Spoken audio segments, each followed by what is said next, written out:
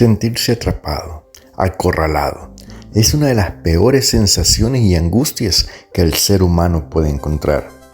¿Qué hacer cuando te sientes atrapado en un círculo sin salida, mi estimado joven?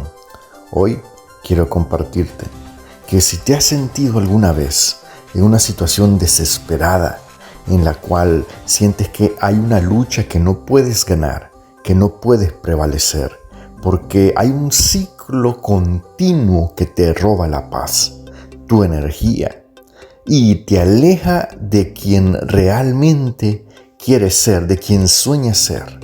Ciertamente, hoy la palabra de Dios en Romanos, capítulo 8, versículos 1 al 2, trae un mensaje de esperanza, un mensaje que te ayudará a dejar atrás esa sensación tan pesada que solo te lleva a pensar que te estás hundiendo y no tienes respuesta, no tienes oportunidad de salir bien librado.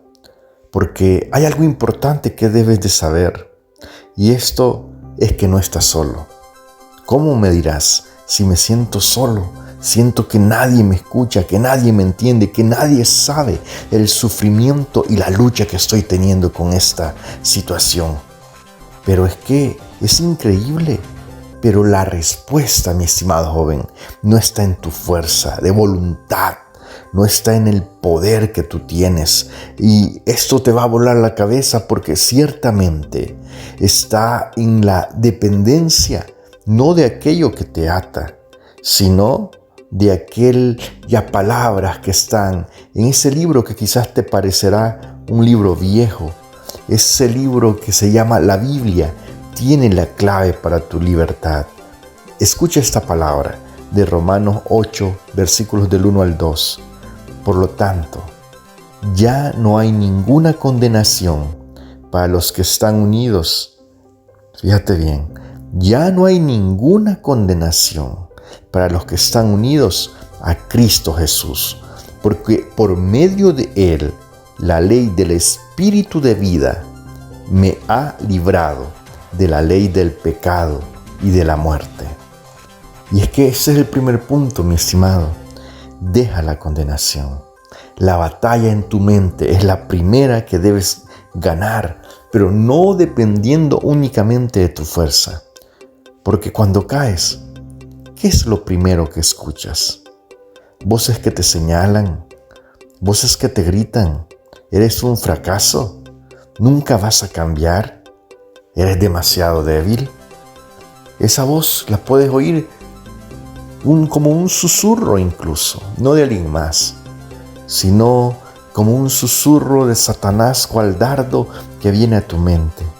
Pero déjame decirte, esa es la voz de la condenación. La herramienta más potente de la adicción para mantenerte en su control es la voz de la condenación, la voz de la incapacidad, las voces que te señalan que estás en el suelo, que has caído nuevamente. Pero hoy quiero hablarte de una voz que no es una voz que te condena, porque imagínate, hombres de Dios, hombres que han caído con gran estruendo, se han podido levantar. ¿Por qué? Porque han dependido de Dios para librar esa batalla en su mente. Imagínate al rey David, que era una persona que por su conducta, su acción, su liderazgo, era un influencer en tiempos en que no había internet.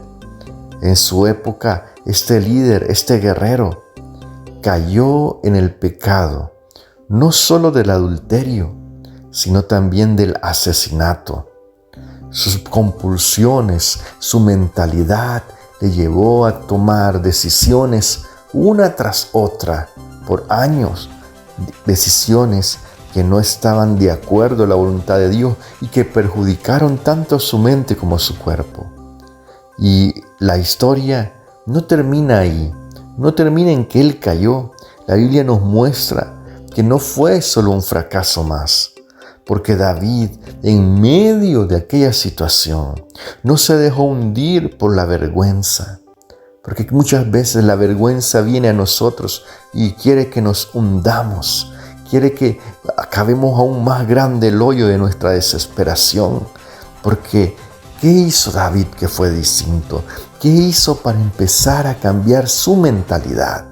Bueno, primeramente en su misericordia, igual que la misericordia de Dios está llegando a tu vida en ese momento a través de su palabra. En su misericordia vino la confrontación con la palabra de Dios a través de el mensaje de Dios que envió a Natán, el profeta, para decirle: David, estás haciendo lo que no le agrada a Dios, has pecado. Hoy, de igual manera, el Espíritu Santo está testificando a tu vida que la situación en la que estás es producto de tus decisiones y eso no le agrada a Dios, pero no está Dios ahí solo para condenarte. Él quiere sacarte de ahí. Y es el testimonio que David recibió a través del Espíritu Santo, porque el Espíritu Santo le trajo la convicción de juicio, de justicia, de pecado. Y es ahí donde David se humilla y clama a Dios, no por fuerza, sino por la misericordia divina. Estimado joven, en esta hora, tú que me escuchas, Dios en su infinita gracia está llamando a tu vida a través de este mensaje y está testificando a tu mente que no puedes solo, que has hecho mal, pero que no tienes por qué seguir solo, que puedes confiar en Él, que puedes depender de Él, que puedes, así como David, reconocer tus faltas, reconocer que has pecado contra Dios, reconocer que estás haciendo mal y que en ti no hay fuerzas, pero que quieres pasar a depender de las fuerzas del Todopoderoso. Pero para ello debemos de humillarnos y clamar a Dios. Y Dios en su infinita gracia puede levantarte, porque no depende de las apariencias. Él no juzga como ven las personas, no juzga a los hombres según lo que los otros lo juzgan, según sus hechos o sus caídas.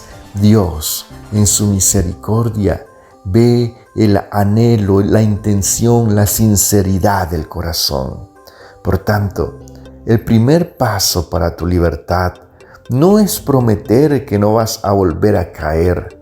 No te estoy diciendo con esto que hay libertad para pecar, pero reconoce que en tus fuerzas no puedes vencer, sino que el primer paso para dejar de caer es aceptar que en Cristo no hay condenación para ti, sino hay una esperanza que no se basa en tus méritos, es en la gracia de Jesús.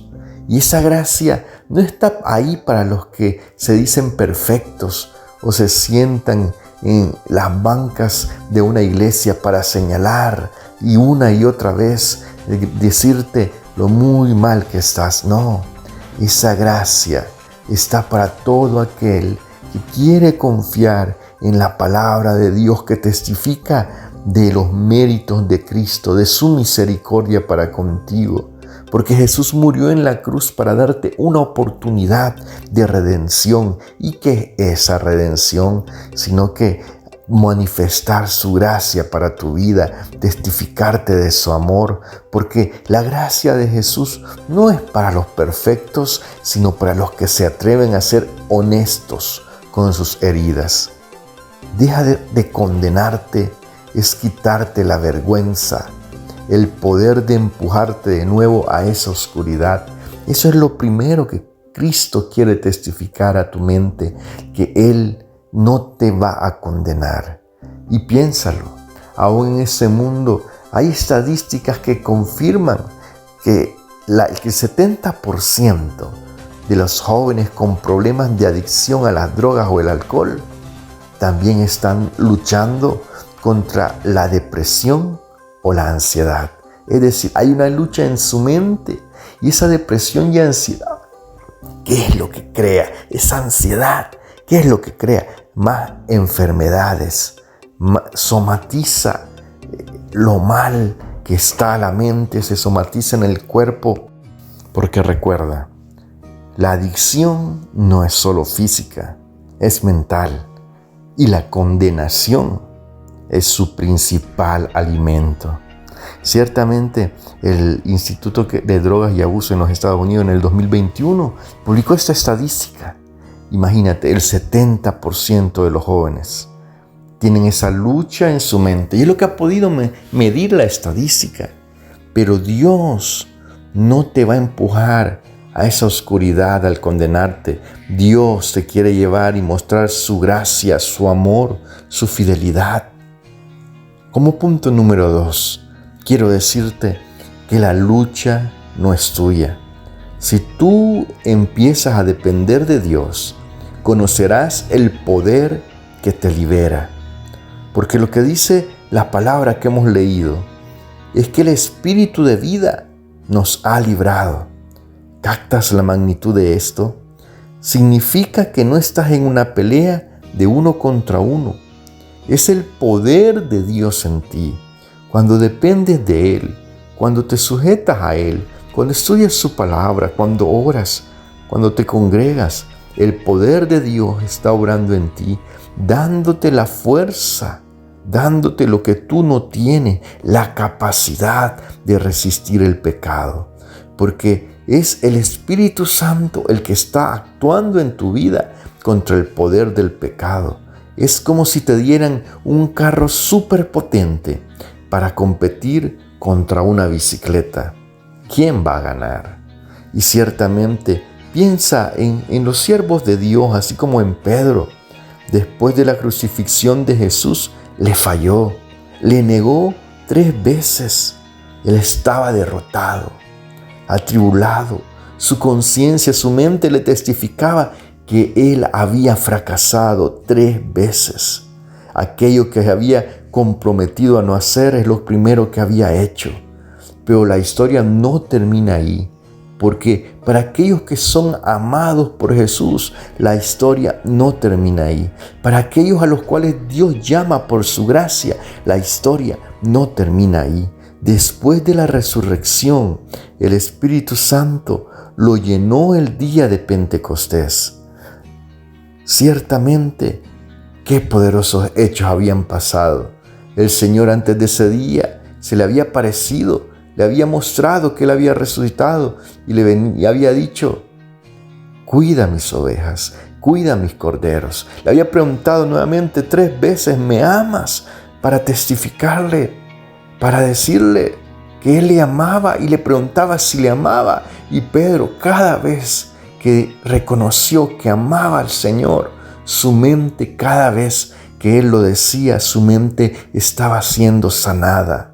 Porque cuando amamos a Cristo, podemos sanar en nuestra mente, podemos derrotar el pecado, porque luego de ese paréntesis vino ese día de Pentecostés y el Espíritu Santo lo llenó aún más.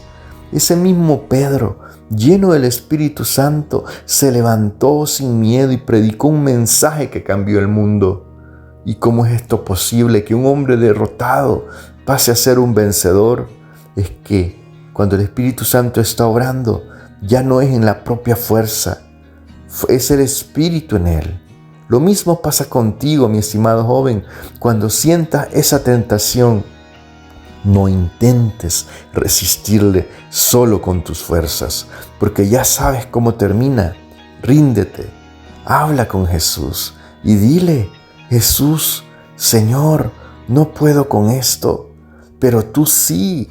Llena mi mente y mi corazón, líbrame.